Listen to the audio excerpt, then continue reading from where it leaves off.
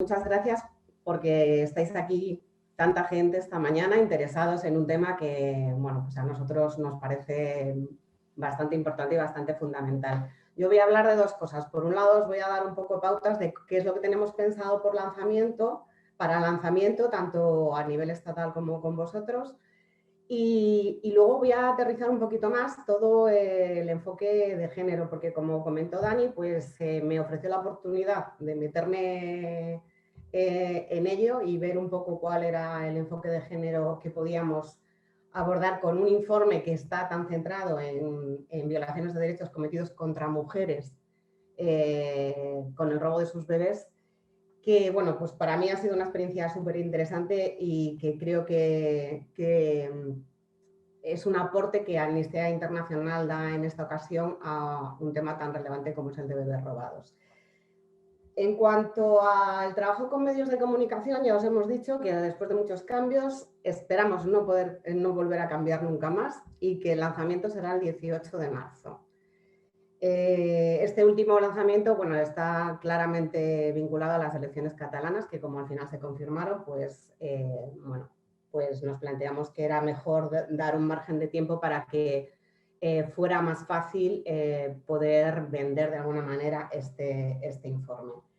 No nos vamos a plantear rueda de prensa por COVID, eso está claro. Entonces el trabajo lo vamos a plantear, o sea, el día 18 de marzo es un jueves, vamos a intentar trabajar con medios desde el lunes, facilitándoles información de manera embargada para que puedan trabajar pues, todos los materiales que tenemos y puedan plantearse entrevistas pues, una vez que se haya marcado el lanzamiento.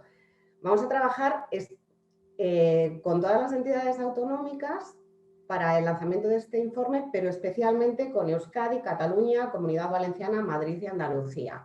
¿Por qué estas 5? Porque es donde está centrado el informe. ¿Por qué está centrado el informe en estas 5? Porque casi el 80% de las demandas y denuncias que hay presentadas sobre casos de bebés robados están, se localizan en estas comunidades autónomas. Ya os iremos, yo voy a trabajar de manera muy estrecha con vosotros para iros dando pautas de cómo podemos trabajar todo este tipo de cosas. Y sobre todo ese contenido autonómico y cómo podéis acercar a vuestros medios autonómicos pues un informe que es estatal, pero que también tiene las patas de cada comunidad. Estamos trabajando también de manera paralela con Amnistía México por el caso de Lili, que ya os ha comentado Dani, con Amnistía Argentina porque hay mucha similitud en casos de bebés robados allí y con Chile porque en el informe aparecen 2 casos de bebés robados que son ciudadanos chilenos que terminaron allí.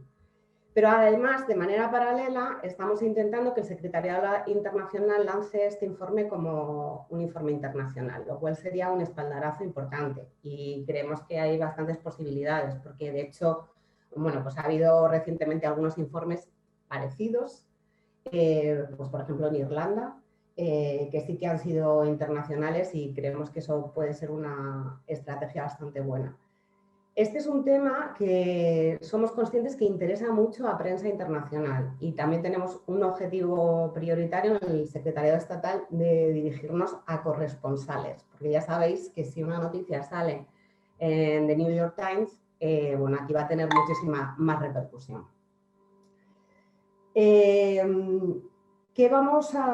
¿Con qué materiales vamos a contar? Por supuesto, vamos a contar con el comunicado, un documento de datos y cifras que intentarán aterrizar algunas de las preguntas que habéis planteado de cuántos casos, qué leyes se están aplicando, o sea, se aplicaban pues, para que esto se pudiera permitir.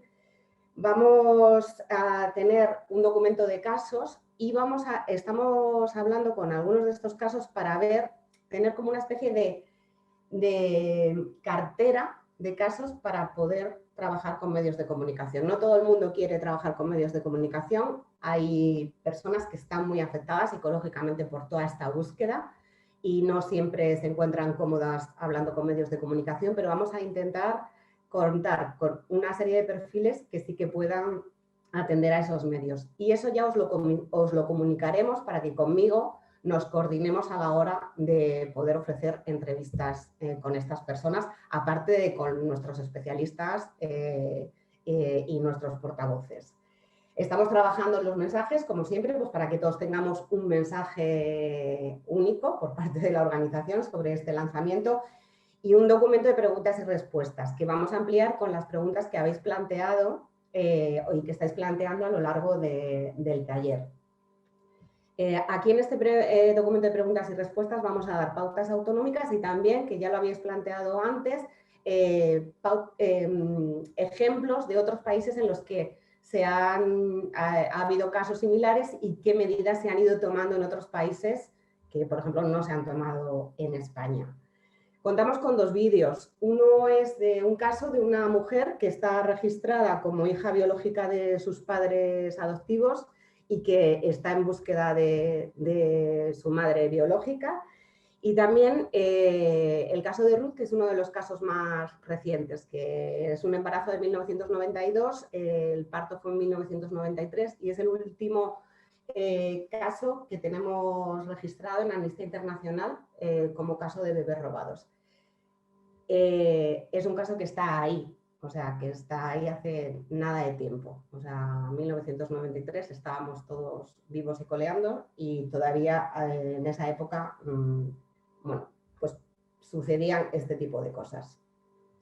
Luego, de cara a la web, vamos a tener un reportaje como, bueno, ya sabéis que hacemos reportajes específicos, sobre todo sobre algunos lanzamientos, y vamos a tener 2 posts que vamos a publicar tanto en medios de comunicación como en nuestra web. Uno de ellos es la carta de una hija en concreto de la mujer esta que hemos grabado, que ella fue una carta que dirigió al Parlamento Vasco para explicar un poco por qué era importante para su madre y cómo afectaba en su vida el hecho de que no supieran quién era su familia. Y el otro es precisamente el enfoque de género, porque nos parece novedoso y queremos, bueno, pues para que lo tengáis como herramienta, incluso de cara a portavocía, si hay que hacer, pues que tengáis claro cuál ha sido el enfoque de género, la ideología de género que ha ido marcando toda la época y sobre todo marcando todo el tema de bebés robados. ¿Qué os vamos a pedir? Que podéis ir trabajando ya, pues que vayáis localizando a esos periodistas que vosotros conocéis y que sabéis que están interesados en temas de franquismo o en temas de bebés robados. Una vez que los tengáis localizados, en coordinación conmigo, pues que podamos ver qué posibilidades de entrevistas, tanto con portavoces como con casos, vais a poder mover.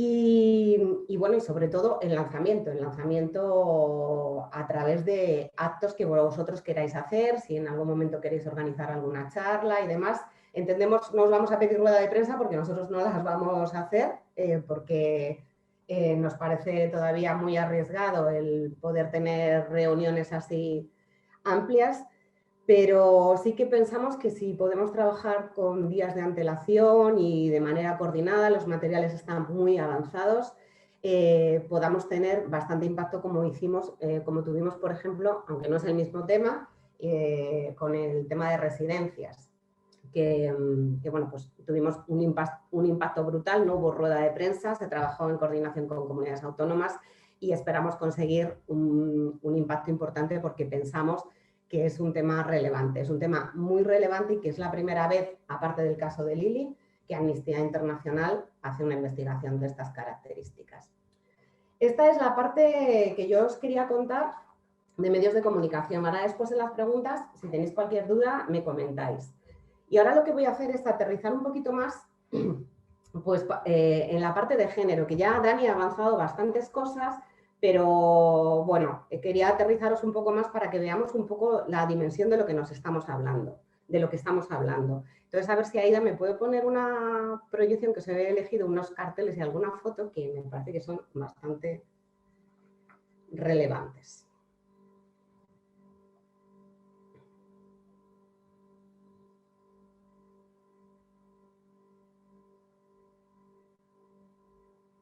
Carmen, ¿lo veis? Lo que pasa es que solamente veo lo de mensajes a medios de comunicación. Como vale, vale. Se está la parte del... Sí, sí. Esta parte. Perfecto. Bueno, aquí he seleccionado algunas frases que yo creo que sintetizan de alguna manera parte de lo que es la ideología de género franquista.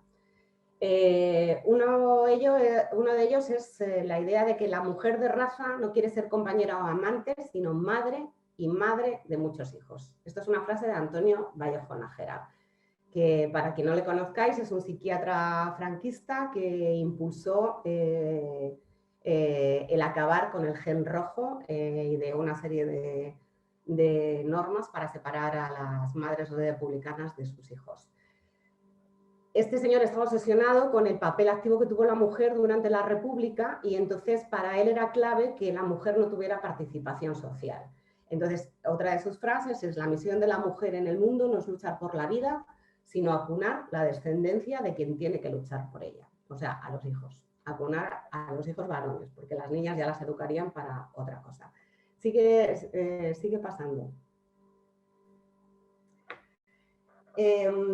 Otro de los temas, bueno, de la ideología de género de la época es que la mujer estaba al servicio del hombre, única y exclusivamente. Y una frase de Pilar Primo de Rivera, que es la impulsora de la sección femenina, yo creo que lo resume bastante todo, con estas ilustraciones que eran como el manual de la buena esposa de la sección femenina, que dice: la vida de toda mujer, a pesar de cuanto ella quiera simular, no es más que un eterno deseo de encontrar a quien someterse. Seguimos avanzando en ideología de género.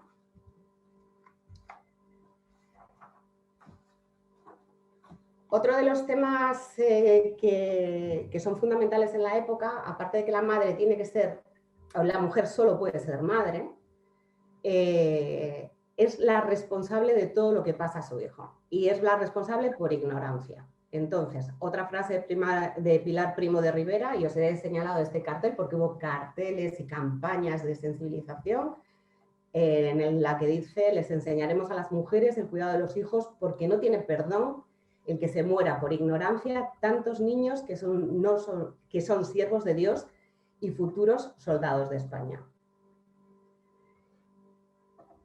Importante también para que el Estado fuera potente, no solamente que se repoblara después de una guerra cruenta, sino que la moral fuera impecable y la moral recaía efectivamente sobre las mujeres. Para eso se crean organismos como el Patronato de la Protección a la Mujer, que es un organismo que se pone en marcha en 1941, uno de sus artículos señala que la finalidad del patronato será la dignificación moral de la mujer, especialmente de las jóvenes, para impedir su explotación, apartarlas del vicio y educarlas con arreglo a las enseñanzas de la religión católica. Y por último,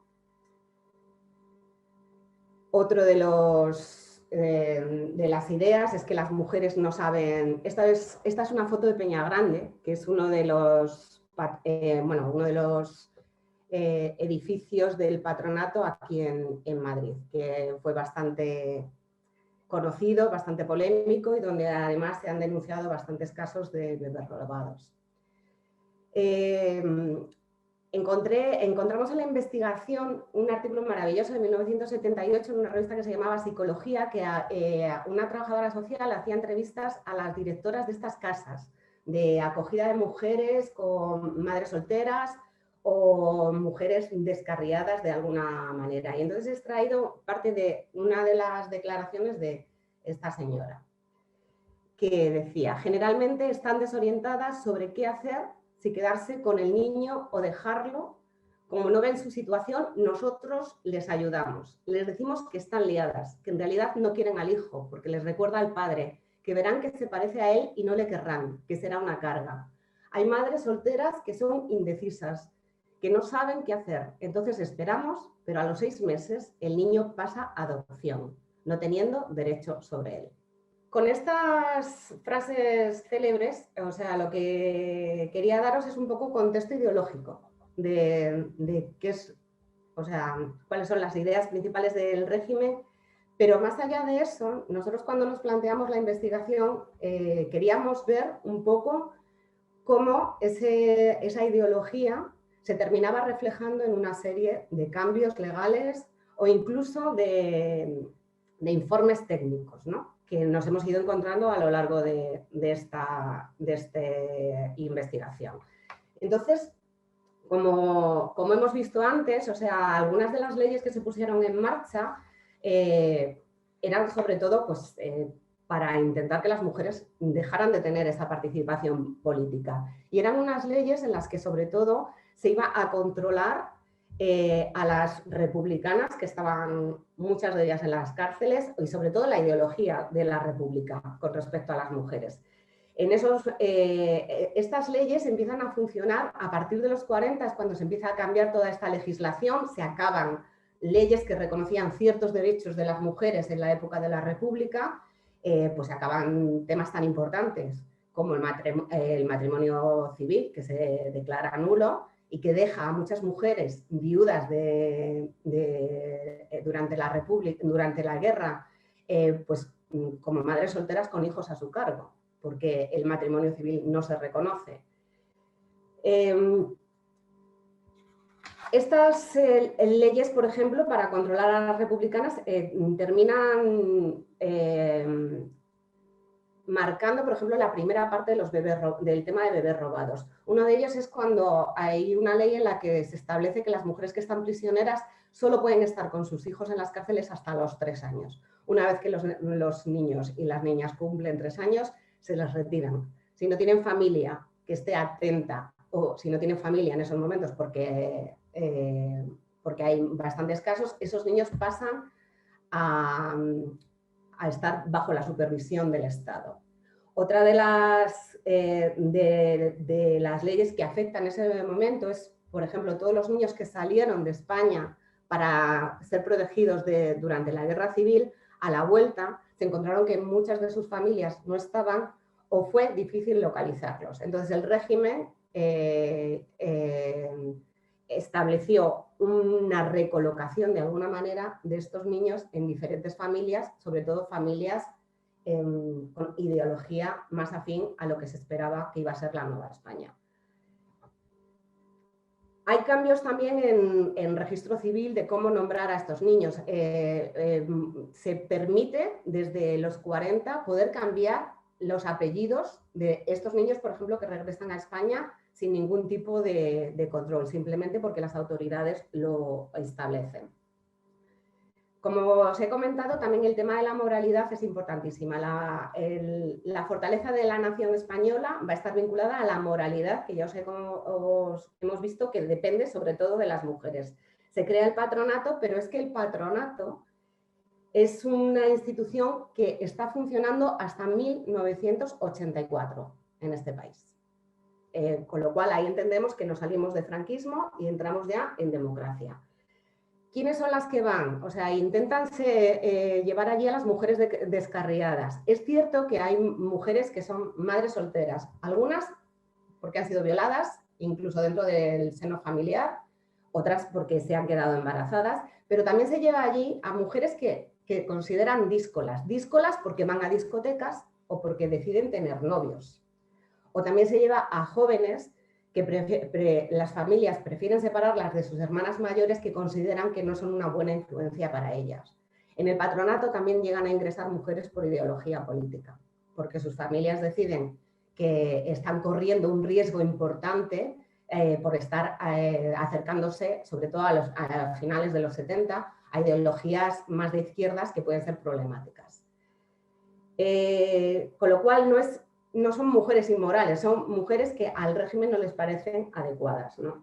Ahí encontramos una noticia del 77 del País que me parece interesantísima, porque señala que solamente la Junta Provincial de Madrid, solo en Madrid, el patronato tenía a su cargo 424 mujeres, mientras que en toda España había un total de 350 mujeres presas por delito. Esto es importante porque estas mujeres no podían salir sin la autorización de las personas que llevaban el patronato, que eran congregaciones religiosas. Muchas de ellas eran madres solteras y el 10% de las mujeres que estaban en el 77, o sea, de esta cifra que os he dado, estaban embarazadas. Hay bastantes casos de mujeres que pasaron por allí y que han denunciado robos de bebés. ¿Qué más legislación hay que afecta al tema de mujeres y en esto, por ejemplo, conecto un poco con lo que te quería explicar, Alfonso, lo que comentabas de Echevarría. Dani ya ha hablado de la ley de parto anónimo. Es una ley de 1948 en la que no se recoge ninguna identificación de la madre, ni siquiera al bebé que se supone que se va a dar en adopción.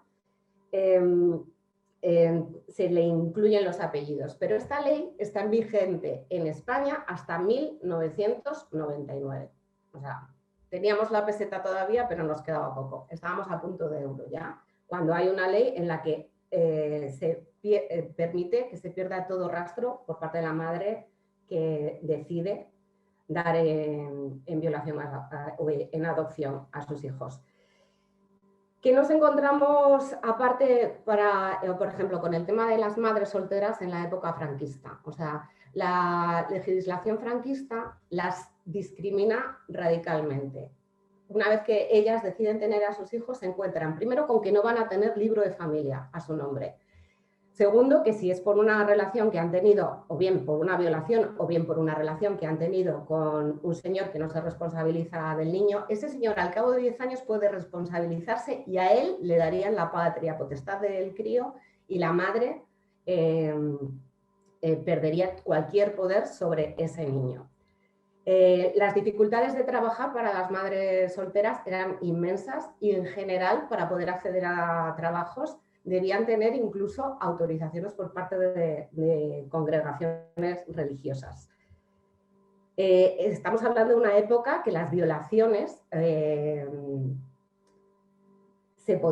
los violadores podían salvarse de alguna manera si se casaban con las personas a las que habían robado. Y era una manera de que ellas pudieran mantener a su hijo. Pero estamos hablando de unas normas que afectan tanto a cosas tan básicas como la escolarización de los niños. No se podía escolarizar a niños si no tenían libros de familia. Y os estoy comentando que las madres solteras no podían tenerlo. En 1984 en este país había dificultades para registrar, para inscribir en un colegio a un hijo de madre soltera. Entonces, todo esto lo planteo porque realmente ante las críticas que hay de es una histeria colectiva o son mujeres que decidieron dar a sus hijos en adopción y ahora se arrepienten, realmente había una situación en la que libremente las mujeres pudieran decidir si tenían sus hijos o no. Esto es algo que no nos vamos a plantear, pero pensamos que es importante que esté ahí. Aparte de todas estas normas, también, pues lo que ha comentado antes Dani, hay una serie, las adopciones son temas privados, o sea, son acuerdos privados en las que no interviene ningún juez. Simplemente las personas que dirigían las instituciones en las que iban los niños y demás podían tener la autoridad y simplemente la palabra de una monja podría servir para decir que una madre consentía con la adopción. No se esperaba otro tipo de cosas. Es lo que esta situación de particulares crea toda una base de irregularidad que en la ley de adopción, como ha comentado Dani, de 1987, el preámbulo reconoce la ausencia de control que había en el tema de adopciones que permitía en ocasiones el odioso tráfico de niños.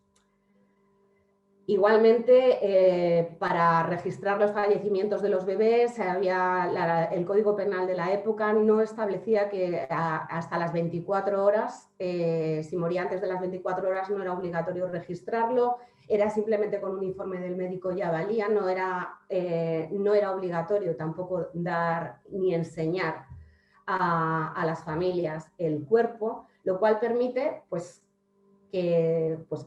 dar margen a esa, o sea, dar a ver si me sale. Nos lleva a todas estas historias de madres que han contado que no, en ningún momento pudieron ver al bebé, se lo retiraron y en ningún momento pudieron ver al bebé. De alguna manera eso está registrado, de alguna manera se puede hacer legal el que este tipo de cosas pasen. Nos hemos encontrado en la investigación, aparte de todo, de las leyes, o sea, informes médicos que justificaban de alguna manera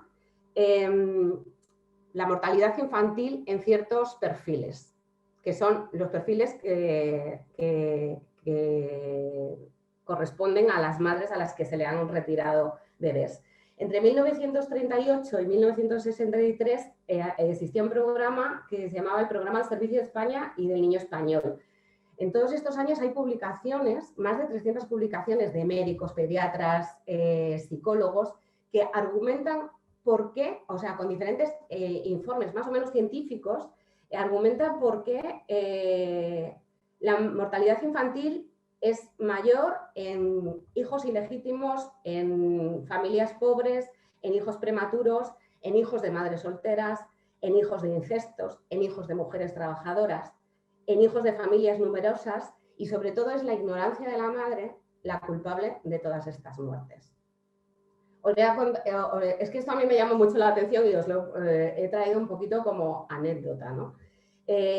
Estos informes científicos son tan relevantes y tan rigurosos como que pueden llegar a decir: en casas sin moscas el 80 por 1000 de los casos son de mortalidad infantil, en casa con pocas moscas el 140 por 1000 o en casas con muchas moscas el 200 por 1000. O sea, son informes científicos de alguna manera. Aquí también se habla en estos informes médicos de este programa maravilloso, que uno de los métodos anticonceptivos que veían los ginecólogos del momento era el dolor del parto para intentar evitar pues, que las mujeres se quedaran muchas veces embarazadas, ¿no? Esto no es anodino porque, bueno, nos hemos encontrado con un montón de historias en las que el momento del parto fue muy duro. Muy duro sobre todo en hospitales. Los partos en hospitales se impulsan a partir de los 60, antes no había, pero en los 60 empieza a haber una inversión por parte del régimen para crear hospitales en los que se obliga de alguna manera a que las madres acudan allí. Antes los partos eran en casa con matrona, donde más o menos tenían algo de control, pero a partir de ese momento ellas pierden control. No se cuenta con ellas, no se las informa, no se las trata bien. Según si es muy joven o si ha sido madre soltera, el trato no es idóneo. Y sobre todo cuando se muere su hijo, ni siquiera, muchas veces no se lo dicen a ellas, se lo dicen a las familias. Y por supuesto no se lo entregan, como hemos visto en un montón de casos. Carmen, tenemos alguna pregunta ya, te lo digo por si... Vale, voy a terminar solamente dos cositas.